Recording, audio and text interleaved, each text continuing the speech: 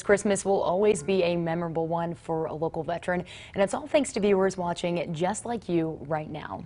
You know, you may remember on Thanksgiving we introduced you to Frank Gestol.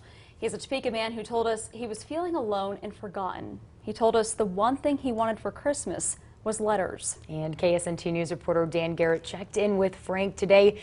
Dan joins us live in the studio to see if his wish came true. Frank Gestol got what he asked for and then some. He says after the story aired, his mailbox has been filled with thousands of heartfelt letters and treats for his dog Daisy. And even more than getting letters, he also received something he never expected. Every one of them is different. Some of them sent me a dog, pictures of all the dogs in the family, I guess everybody's dogs. Frank Gestol's apartment is filled with boxes of letters from people all over wishing him and his dog Daisy a Merry Christmas. It's hard to be special on one because they all hold a meaning in my heart. Frank's one wish this Christmas was to receive letters so he wouldn't feel so alone on Christmas. Oh, I would read each and every one of them and I'd answer them because I don't do anything else. In a story we did with Frank around Thanksgiving, he simply asked for letters, but people have done so much more than just that. A very nice lady and man come by, family, and they brought their son. They brought me a ham dinner, and it was so delicious. Come here, come here. His dog Daisy caught the hearts of many and has received enough toys and treats to keep her entertained all year. But there was one thing Frank didn't expect to receive.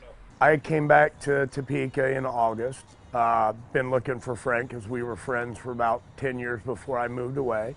Had lost contact with him and was unable to find a phone number, a mailing address, anything. Just 3 days ago, Frank's friend John saw our story and was able to reconnect with Frank.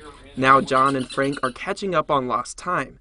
And John is able to take Daisy on walks since Frank has a tough time getting around. He does bless me, and as I said, this is probably the best Christmas I've had for a long time. What was originally a wish to feel less alone has turned into Frank not actually being alone this Christmas Day.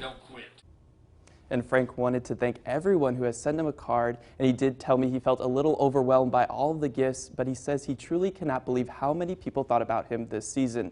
Reporting live in the studio, Dan Garrett, KSNT News. And I remember, Molly, when we did this story, people were reaching out and saying, you know, we want to do more than just send letters. And it's so heartening or so, I want to say, I guess, heartwarming to see that they really did pull through and do that. And to see the connection of an old friend, too, just by the power of a story. It really does great work there. Christmas season.